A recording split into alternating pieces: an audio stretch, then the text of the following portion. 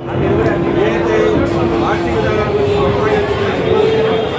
మొత్తం బయట పెళ్లికరణ సపోర్ట్ చేసి అమిత్ షా దగ్గర ఫోటో దిగిన వాళ్ళు యాక్చువల్లీ మన రేవంత్ రెడ్డి దగ్గర ఫోటో దిగారు. ఆయన కలుస్తూ ఉన్నారు, ఆయన బయట మీద సపోర్ట్ చేస్తారు, ఆయన కలుస్తారు మాట్లాడుతూ ఉన్నారు.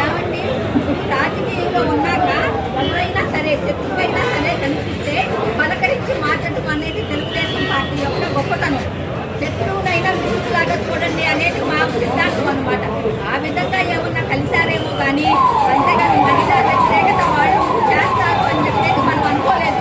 అది జరిగింది కాబట్టి కాంగ్రెస్ వాళ్ళు మోసం చేశారు మహిళలకి, ఈ తడవ తిరిగి రాదు అని చెప్పి మేమే చెప్తున్నాము. దాంతో పాటు మాట కూడా అంటారు తెలుగుదేశం పార్టీ కనీసం మహిళ కన్నా నిజంగా ఉండే వాళ్ళు రాజకీయాలు చెప్పి మాట్లాడుతున్నారు, దేశ కన్నా హీనంగా ఉన్నారు. వాళ్ళకి అలవాటండి, వాళ్ళకి అలవాటు. వాళ్ళ ప్రభుత్వంలో జరిగినవన్నీ అయ్యే కదా, చిన్నపిల్లలను చంపేయటం, చిన్నపిల్లల మానభంగాలు చేయటం, అవన్నీ వాళ్ళ ప్రభుత్వంలో జరిగినాయి కాబట్టి ఇక్కడ కూడా అదే మాట్లాడుతున్నారు. ఇక్కడ ఎవరు అట్లాంటి వాళ్ళు లేరండి, మీ దాంట్లోనే ఉన్నారు, చూసుకోండి, మీరే చూసుకుని గమనించుకుని మాట్లాడండి.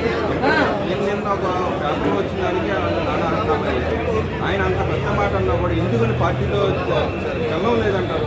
ఏమిటి ప్రతిసారి డైవర్షన్ పాలిటిక్స్ చేస్తుంటే చిన్న చోట నాయకులు కూడా ఏం సమాధానం చెప్తాము.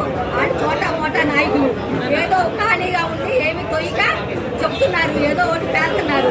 వాళ్ళకు కూడా ప్రతిదానికి సమాధానం చెప్పకుండా పోవడం మా ప్రవృత్తి కాదండి.